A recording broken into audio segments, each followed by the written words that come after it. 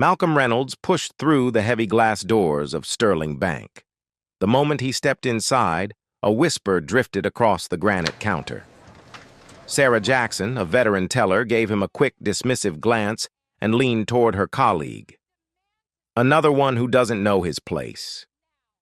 Malcolm heard every word. He didn't slow, didn't smile, just walked straight to the counter, his gaze sweeping the room like a silent blade. Conversations faltered. Customers shifted uneasily. Even the chandeliers above seemed to tremble in the sudden hush. He placed his hand on the polished granite, forcing Sarah to meet his eyes.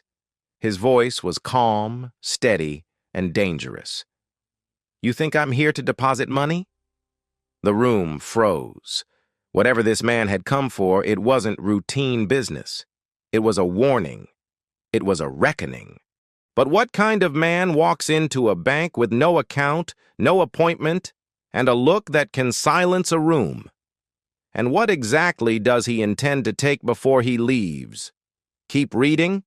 You'll wish you hadn't blinked. Malcolm reached the marble counter where Sarah Jackson sat behind her brass nameplate, her perfectly manicured fingers pausing over her keyboard as if his approach had interrupted something important. She looked him up and down with practiced disdain, her trained eyes taking inventory of his casual attire and noting the conspicuous absence of any visible luxury accessories. No Rolex, no designer labels, no obvious signals of wealth that would typically earn respect in this environment. "Good morning," Malcolm said, his voice calm and professional, carrying the subtle authority that came from years of boardroom negotiations. "I need to make a substantial transaction and speak with your branch manager about some operational matters that require immediate attention." Sarah's response was immediate and calculated, her tone carefully modulated to convey just the right amount of professional courtesy while making her skepticism crystal clear. "Do you have an account with us, sir?" The way she emphasized the word "sir" made it abundantly clear she questioned whether he deserved the title, her inflection suggesting she was merely following protocol rather than offering genuine respect. Before Malcolm could respond, Brandon Miller emerged from behind a mahogany partition, his manager's badge catching the light from the chandelier above. At 45, Brandon had cultivated an image of authority through expensive suits that probably cost more than most people's monthly salary, and an inflated sense of importance that came from managing what he considered a prestigious financial institution. He assessed Malcolm with the same calculating look Sarah had given him, though his evaluation carried additional weight given his position in the hierarchy. "Is there a problem here, Sarah?" Brandon asked, though his eyes never left Malcolm, studying him like a security analyst reviewing a potential threat. "This gentleman is asking about large transactions," Sarah replied, her tone carefully neutral but with undertones that suggested such a request from someone of Malcolm's appearance was not just unusual, but potentially suspicious. Brandon stepped closer, invading Malcolm's personal space in a subtle power play, his smile tight and unwelcoming. "I see. Well, sir, our Sterling Bank Chicago branch caters to a very specific clientele with particular standards and expectations. Perhaps you'd be more comfortable at one of our community branches. They're better equipped to handle different types of customers with different needs and service requirements." Sarah nodded approvingly, emboldened by her manager's support. "Exactly. We serve clients with certain established credentials, proven financial histories, and professional standings. I'm sure you understand our position and the need to maintain institutional standards."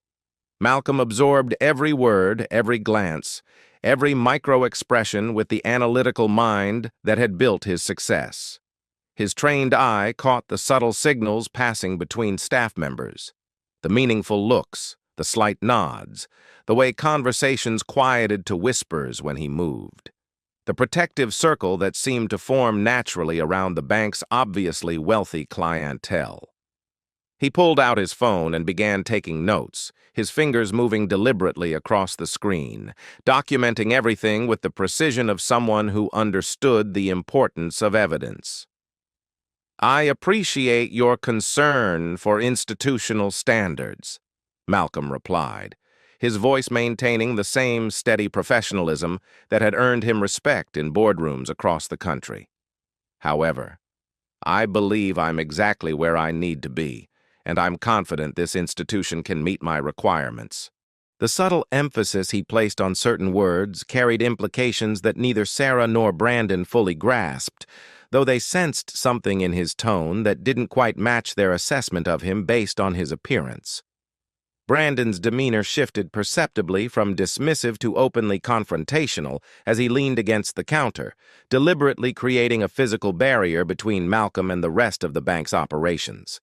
His body language screamed territorial dominance, a clear message that Malcolm was not welcome in this space. "Sir, before we can proceed with any transaction, assuming we can proceed at all, I'm going to need to ask you some detailed questions about your background, your financial history, and your intentions here today." Brandon's tone had hardened, dropping any pretense of customer service courtesy. "Of course," Malcolm replied evenly, setting his phone on the counter where it could continue recording, the action deliberate and noticeable. "I'm happy to provide any reasonable documentation you require." "What's your occupation?" Brandon demanded, his question sharp and accusatory rather than professionally curious. "Business consulting and strategic investments," Malcolm answered, his response factual but deliberately general. Sarah immediately joined the interrogation, her voice dripping with skepticism and barely concealed hostility. "What kind of investment specifically? Do you have professional insurance? Business licenses? Where exactly do you work? What's the name of your company?" She paused between each question, letting the implications hang in the air like accusations waiting to be proven. Brandon pulled out a thick stack of forms from beneath the counter, sliding them across the marble surface with more force than necessary. "We'll need extensive documentation before we can even consider processing any transaction. Driver's license, proof of income, employment verification, credit history, bank statements from the last 6 months, and a detailed explanation of the source of your funds." He gestured toward the papers with authority. "These are standard procedures for unusual transactions from unfamiliar clients." "Unusual in what way?" Malcolm asked, his pen hovering over the forms, his tone remaining professional despite the obvious discrimination. Sarah leaned forward conspiratorially, her voice dropping to a stage whisper that was perfectly audible to nearby customers. "We have to be extremely careful with transactions that seem irregular or potentially suspicious. Money laundering is a serious concern in today's banking environment. I'm sure you understand our position and the need for enhanced due diligence." Other employees began gravitating toward their area, drawn by Sarah's subtle hand signals and the obvious tension in the conversation. Malcolm noticed the pattern developing, the protective positioning, the shared glances filled with meaning, the way normal banking operations seemed to pause when staff members focused their attention on what they clearly considered a developing situation. He filled out each form meticulously, providing every requested document with calm precision that spoke to someone accustomed to bureaucratic processes. As he worked, he continued typing notes on his phone, documenting each interaction, each inappropriate question, each violation of standard banking protocols and basic customer service principles. These requirements seem quite extensive compared to typical banking procedures, Malcolm observed, his tone remaining professional despite the obvious targeting he was experiencing. "Do all customers receive this level of detailed scrutiny and documentation requirements?" Brandon's smile was sharp and humorless, carrying a hint of menace. "Only when necessary, sir. Only when circumstances warrant additional precautions." The implication was clear, though unspoken. Circumstances like his race, his appearance, and his perceived social status warranted special treatment that other customers would never experience. The tension reached a critical breaking point when Brandon straightened to his full height, his voice carrying across the marble floors with deliberate volume designed to ensure everyone in the lobby could hear his pronouncement. "Sir, after reviewing your information and observing your behavior, I'm afraid you don't seem to fit the profile of our typical Sterling Bank clientele. Perhaps it would be best if you sought banking services elsewhere at an institution more suited to your particular circumstances." Malcolm felt every eye in the lobby turn toward him, the weight of public humiliation settling around his shoulders like a heavy cloak woven from decades of systemic discrimination. But his expression remained calm, his voice steady, his dignity intact despite the deliberate spectacle being created around him. "And what profile would that be, exactly?" he asked, his question carrying just enough edge to suggest he understood exactly what was happening while maintaining his professional composure. Brandon's next words cut through the air with surgical precision, each syllable calculated for maximum impact. "Our clients maintain certain standards, professional standards, financial standards, presentation standards, social standards. We simply cannot risk our institution's reputation on clients who might not align with our established values and the expectations of our existing customer base." Sarah stepped up beside Brandon, emboldened by his public stance and eager to demonstrate her loyalty to management. "Exactly right. We simply cannot take risks with questionable transactions from questionable sources." She gestured toward Malcolm's clothing with barely concealed disgust, her movement exaggerated for the benefit of their growing audience. "Surely you can understand our position and the need to protect our institution's integrity." The lobby had grown noticeably quiet, normal banking operations grinding to a halt as other customers became aware of the confrontation unfolding in their midst. Malcolm noticed several people had discreetly pulled out phones to capture what was clearly becoming a significant incident, their devices pointed directly at him as he stood alone against the united front of Sterling Bank employees. A well-dressed woman near the loan department whispered to her companion, "They're absolutely right to be careful. You can't be too cautious these days." But an elderly black gentleman waiting in the teller line shook his head in disgust, muttering, "Some things never change." Social media began lighting up as the first live streams went active. Comments flooded in. "This is 2025. How is this still happening? Disgusting behavior from Sterling Bank.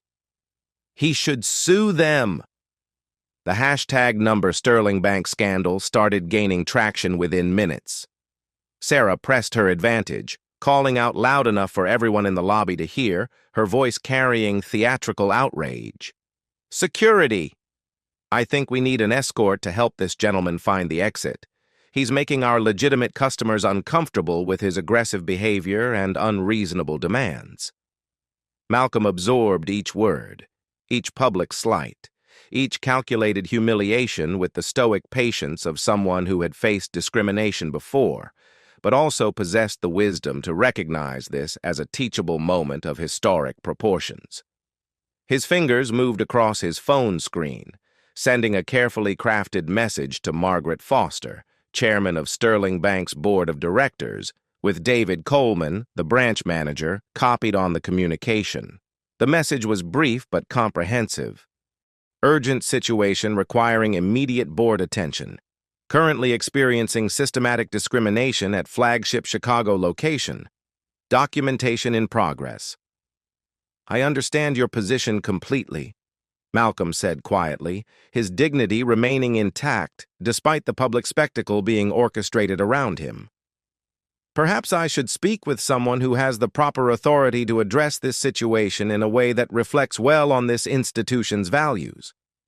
As he spoke, his phone buzzed with an immediate response from Margaret Foster. The message was brief, but told him everything he needed to know. "Board emergency session activated. En route. Maintain documentation. 5 minutes." The systematic discrimination he'd witnessed wasn't just unprofessional.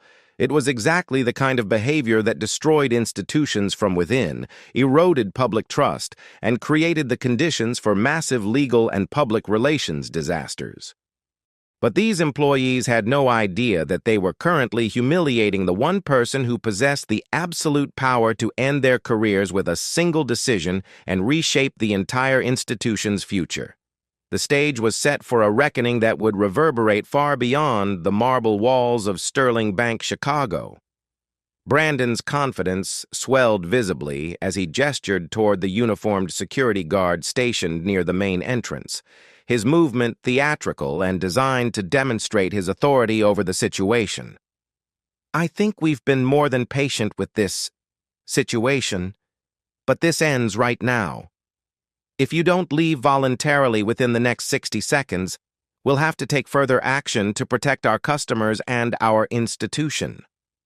Sarah amplified the confrontation with practiced skill, her voice carrying across the marble floors with carefully modulated outrage. "This man is making our customers uncomfortable. I feel genuinely unsafe." She looked around the lobby dramatically, playing to her audience with the skill of someone who had perfected this performance. "He's being increasingly aggressive and refusing to follow our reasonable procedures. His behavior is becoming threatening." Malcolm remained perfectly motionless, his hands clearly visible, his voice maintaining the same calm professionalism that had characterized his entire interaction. "I've completed every form you've requested and provided all necessary documentation in full compliance with your requirements. I'm simply asking to speak with your branch manager about legitimate banking business." "Mr. Coleman doesn't meet with just anyone who walks in off the street," Sarah snapped, stepping closer to Brandon in a clear show of solidarity and mutual support. "He only sees qualified clients with established relationships, not people who wander in making unreasonable demands and creating disturbances." Brandon pulled out his phone with theatrical flourish, making an elaborate show of scrolling through his contacts as if preparing to escalate the situation. "Perhaps you'd prefer if we contacted the proper authorities? They're quite experienced at handling situations exactly like this one, and I'm sure they'll help you understand why your presence here is inappropriate." Malcolm's phone remained steady in his hand, still recording every word, every threat, every violation of basic customer service protocols and human decency. "I'm not sure what situation you're referring to, but I'm simply a potential customer attempting to conduct legitimate business at what I understood to be a professional financial institution." The security guard, a middle-aged man who had seen enough confrontations to recognize when situations were escalating unnecessarily, approached with obvious reluctance. His body language suggested he was uncomfortable with the direction things were taking, but his position required him to respond to management's requests. Sarah raised her voice strategically, ensuring everyone in the expansive lobby could hear her carefully orchestrated performance. "Everyone, please be careful. We have a potentially dangerous situation developing here." She gestured broadly, encouraging other employees to join their protective formation around what she portrayed as the bank's legitimate customers who needed protection.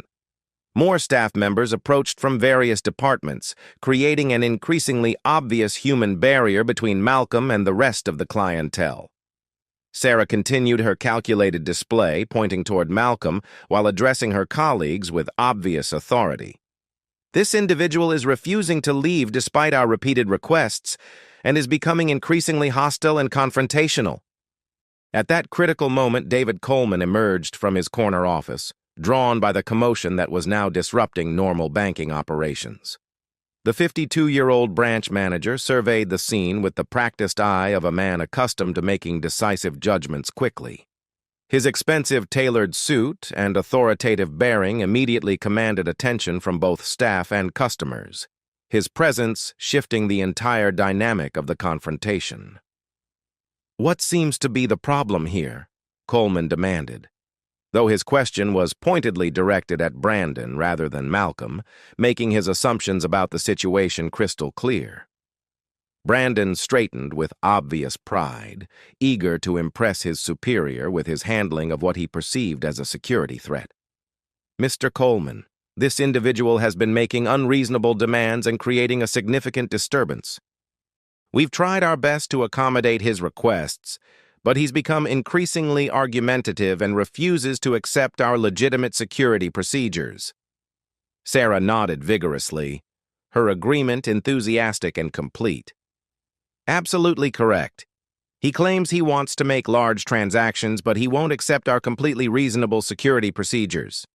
When we tried to explain our institutional standards, he became defensive and started recording us without proper permission or justification."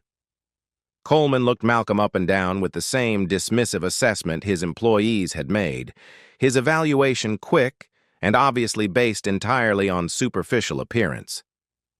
"I see the situation clearly. Sir, Sterling Bank Chicago maintains the highest standards of professionalism, security, and institutional integrity. If you cannot conduct yourself appropriately and respect our procedures, I'll have to ask you to leave immediately." The lobby was now visibly divided into clear camps, some customers filming the confrontation with obvious disapproval of the bank's treatment, their expressions showing disgust and disbelief, while others nodded approvingly at what they interpreted as appropriate security measures being taken to protect their banking environment. The social media response was explosive, with the hashtag Sterling Bank Scandal already trending as live streams multiplied across multiple platforms. One customer, a young professional woman, posted in real time, "Can't believe what I'm witnessing at Sterling Bank Chicago. This is pure discrimination in 2025. Absolutely disgusting." Another comment read, "This man is being incredibly patient. I would have lost it by now." Respect. Discrimination. Coleman's visible authority emboldened his staff to escalate the situation even further, creating a feedback loop of increasingly aggressive behavior. "I want it on record that this individual is being officially flagged in our institutional security system," he announced loudly, his voice carrying to every corner of the lobby. "I'll be personally contacting other financial institutions in the Chicago area to warn them about this disruptive behavior and potential security threat." Brandon seized the moment with obvious enthusiasm, his voice rising with each word as he fed off his superior's apparent approval. "People like you need to understand that actions have real consequences in the professional world. You can't just walk into established institutions and expect to be treated like valued clients when you refuse to show proper respect for our standards and procedures." Sarah's performance reached its crescendo as she pointed directly at Malcolm with theatrical accusation. "We know exactly what people like you are trying to accomplish here. This is a respectable establishment with a reputation to maintain, and we won't allow it to be compromised by inappropriate behavior." The crowd of onlookers had grown substantially, with some customers expressing vocal outrage at the bank's treatment, while others seemed to actively support the staff's increasingly aggressive stance. The divide was stark and uncomfortable, highlighting broader social tensions that extended far beyond this single confrontation. The live streams were multiplying exponentially, with viewer counts climbing into the thousands as people shared the incident across social media platforms. Comments flooded in from around the world. "This is America in 2025? Shameful. Sterling Bank stock is going to tank after this. Someone identify these employees. This man deserves justice. Corporate needs to see this now." Malcolm stood in the center of the storm, surrounded by 3 banking officials who had collectively decided to make him a public example of what they considered appropriate institutional behavior. Brandon stepped even closer, his voice dropping to a threatening whisper that the phone cameras couldn't quite capture, but that carried clear menace. "This is your absolute last chance to leave with whatever dignity you have left. After this, the consequences will be entirely out of our hands." "That's enough," Coleman declared with finality, slamming his hand on the nearest counter with enough force to make several customers jump. "Security will escort you out immediately. and you are permanently banned from this property and all Sterling Bank locations." In the midst of the chaos swirling around him, Malcolm calmly typed a final message on his phone. "Emergency situation at Sterling Bank, Chicago, requiring immediate intervention at highest levels." He sent it to the board of directors with a subject line that would change everything. "Urgent. CEO requesting immediate emergency board response to crisis situation." The response came within seconds, faster than seemed possible, and Malcolm's phone began ringing with an unmistakable urgency. As he looked at the caller ID displaying Margaret Foster's name, he realized the next 60 seconds would transform not just this confrontation, but the entire future of Sterling Bank Chicago and possibly the broader institution. The atmosphere was electric with tension as every person in the lobby held their breath, customers and employees alike sensing that something monumental was about to happen, though none of them could possibly imagine the true scope of the reversal they were about to witness. David Coleman was in mid-sentence, his voice raised as he threatened to have Malcolm arrested for trespassing, when his phone erupted with an urgent ringtone that cut through the lobby's tension like a knife. The caller ID displayed a name that made his blood run cold, and his confident expression instantly transform into something approaching terror. Margaret Foster, chairman of the board of directors, a woman who possessed the power to end careers with a single phone call. "David," came Margaret's voice, urgent and strained, carrying clearly through the phone's speaker in the sudden silence that had fallen over the lobby. "Please tell me CEO Reynolds isn't standing in your lobby right now experiencing what I'm seeing on social media." The color drained completely from Coleman's face as he looked directly at Malcolm, who was calmly watching the realization dawn across the room like sunrise breaking over a battlefield. Brandon and Sarah, sensing the dramatic shift in energy and the sudden change in their manager's demeanor, moved closer to their leader, confusion and growing concern replacing their earlier confidence and aggression. Malcolm stepped forward with quiet authority, his voice cutting through the sudden silence with the kind of calm command that comes from years of leading boardroom discussions and making decisions that affect thousands of lives. "Hello, David. Sarah. Brandon." He reached into his pocket with deliberate precision and produced his identification and executive badge, items that gleamed with official authority. "I'm Malcolm Reynolds, Chief Executive Officer of Sterling Bank." The lobby fell into absolute silence so complete that the distant hum of the building's HVAC system became audible. Sarah's hand flew to her mouth as she stumbled backward, her face pale with shock and dawning horror. Brandon's face went ashen as he grabbed the counter for support, his legs suddenly unsteady as the magnitude of his error became clear. David Coleman's phone slipped from his nerveless fingers, clattering onto the marble floor with a sound that seemed to echo endlessly in the stunned silence. "I've been observing the operations of this branch for the past 30 minutes, Malcolm continued, his voice maintaining the same professional calm he'd shown throughout the entire ordeal, though now it carried the unmistakable weight of ultimate authority. "Margaret, I believe we need to convene an emergency board meeting with all three of these individuals present to discuss what I've documented here today." The livestream chat exploded with activity as thousands of viewers realized they were witnessing something historic, a complete reversal of power that would be studied and discussed for years to come. Comments flooded in at an impossible rate. "Holy shit. He's the CEO. This is the best thing I've ever seen. Justice. Sterling Bank is done." The security guard who had been called to escort Malcolm out now stood frozen in place, his authority completely meaningless in the face of this revelation. Other customers pulled out phones to capture the moment, sensing they were witnessing something that would be talked about for decades, a moment when justice arrived in the most unexpected and powerful form possible.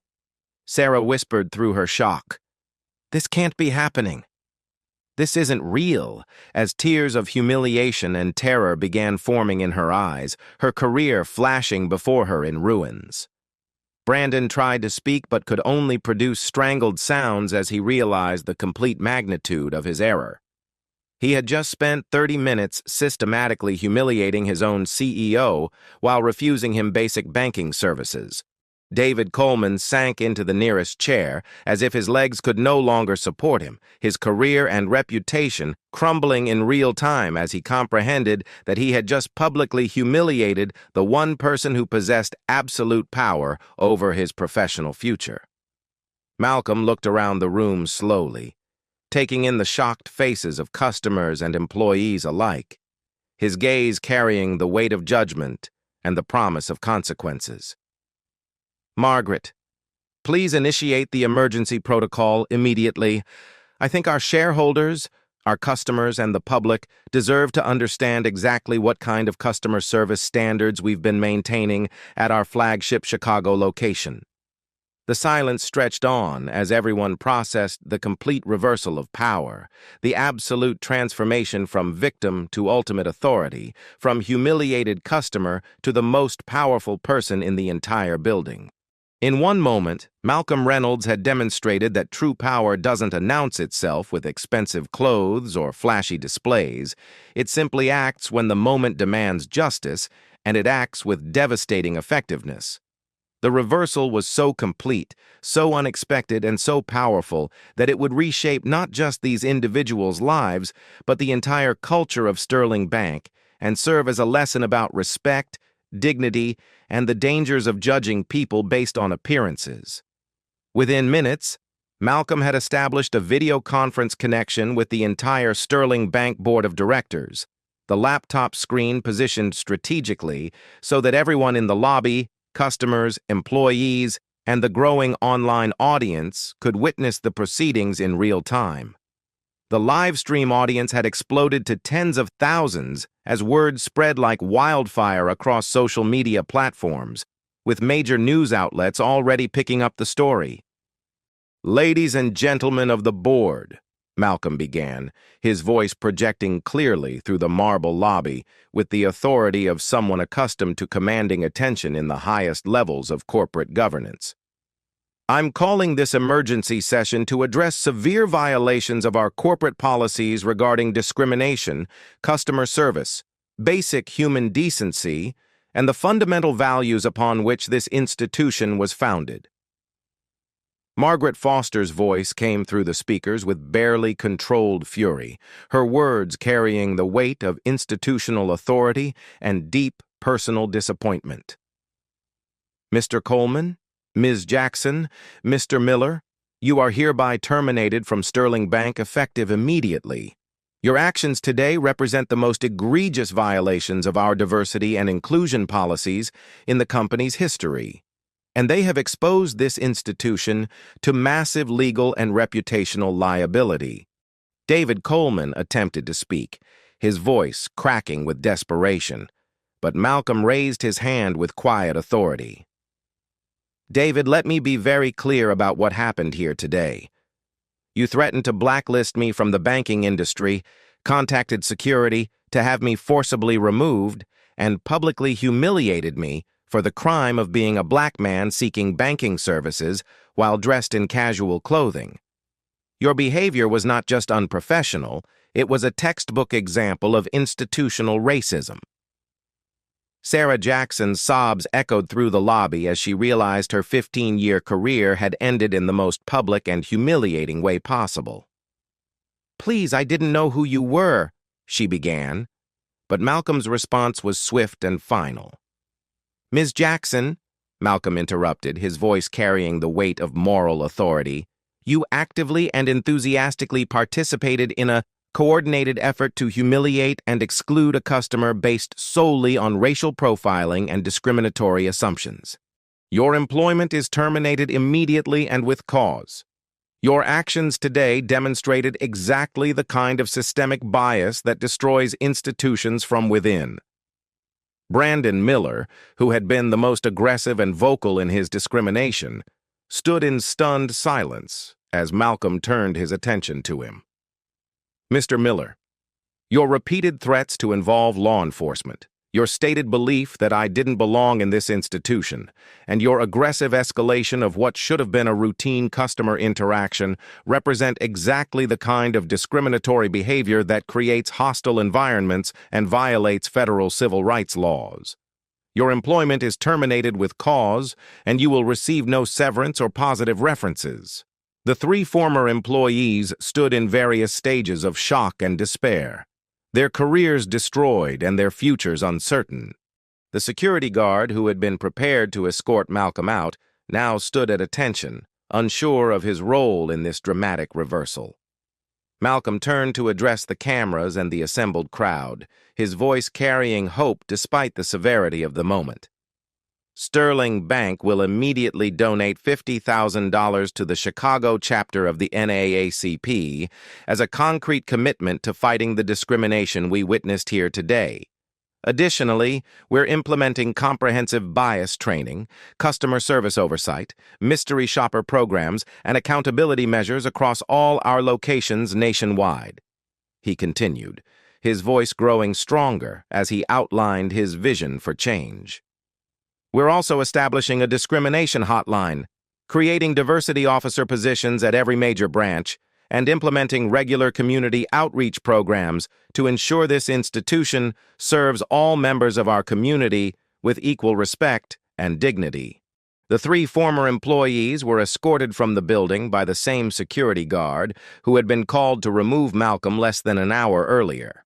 The irony wasn't lost on anyone present, as the very people who had declared him unfit for Sterling Bank were now the ones being permanently barred from the premises, their belongings packed in boxes as they walked the same path they had intended to force Malcolm to take.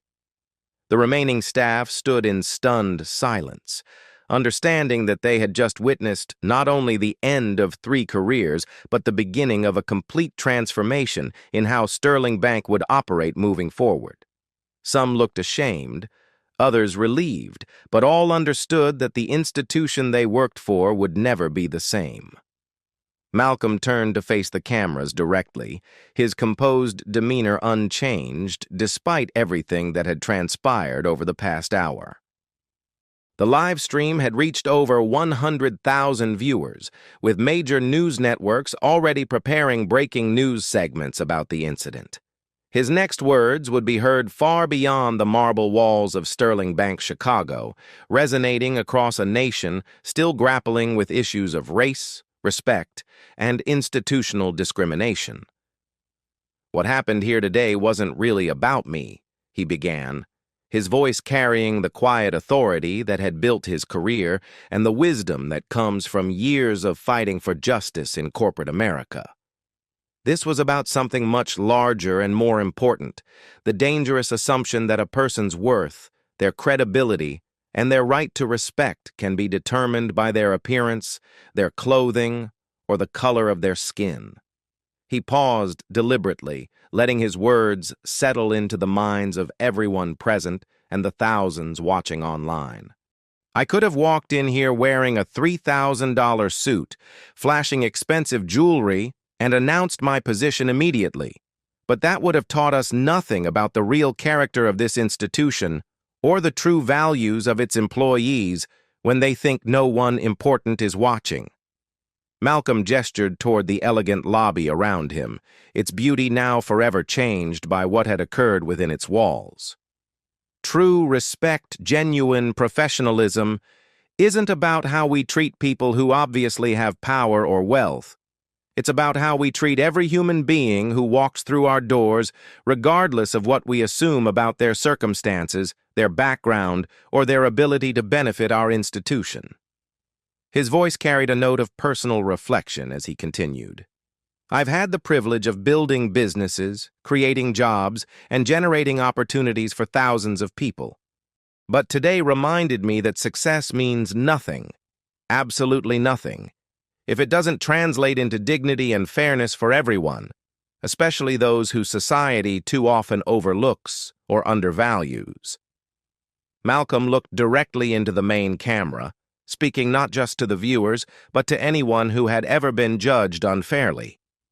Every person deserves to be treated with respect and dignity, whether they're seeking a small personal loan to help their family or managing million-dollar portfolios for major corporations.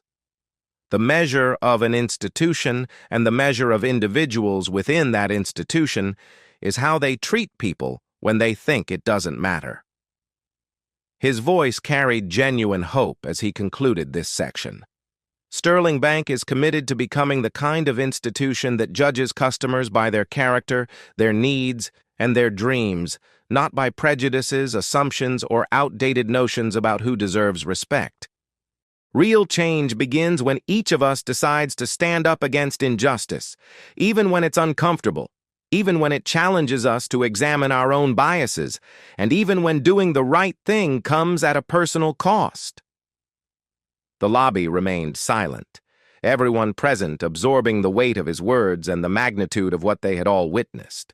A masterclass in dignity, patience, and the kind of leadership that transforms institutions rather than simply destroying them. Malcolm looked directly into the camera lens for his final address, his words carrying the weight of lived experience, hard-won wisdom, and the authority that comes from having transformed a moment of discrimination into a catalyst for institutional change. The viewer count had climbed beyond 200,000, with the video being shared across every major social media platform and picked up by news outlets around the world. If you've ever been judged by your appearance, if you've ever felt invisible or diminished because of assumptions others made about you based on your race, your clothing, your accent, or your circumstances, I want you to remember this moment, he began, his voice carrying both strength and empathy. True power, real influence isn't about the clothes you wear, the car you drive, or the title on your business card. It's about how you treat people when you think it doesn't matter. And it's about having the courage to stand up for what's right even when it's difficult. He smiled slightly, the expression transforming his face from stern authority to genuine warmth and accessibility. Share this story if you believe in a world where respect isn't earned by conforming to others' expectations or prejudices, but given freely as a basic human right that every person deserves simply by virtue of being human. Speak up when you witness injustice, whether it's happening to you or to someone else. Use your voice, use your purchasing power, and use your influence to support businesses and institutions that demonstrate real inclusion, not just words on their websites or diversity statements in their annual reports. Malcolm gestured toward the elegant surroundings of Sterling Bank, Chicago, now forever changed by the events that had unfolded within its walls. Support organizations that fight discrimination. Vote for leaders who understand that diversity isn't just good politics, it's good business and essential for building the kind of society we want to live in. And remember, you never know who you're really talking to.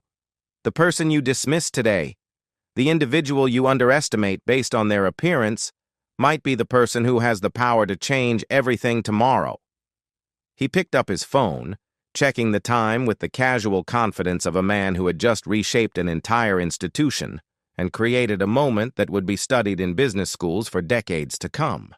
I'm Malcolm Reynolds, and today Sterling Bank learned that dignity isn't determined by designer labels, expensive accessories, or the assumptions we make about people based on their appearance. True dignity is determined by how we choose to treat one another, every single day, in every interaction, regardless of who we think is watching. The live stream continued for several more minutes as viewers processed what they had witnessed, a masterclass in quiet dignity, strategic patience, and the kind of transformational leadership that changes systems rather than simply seeking revenge.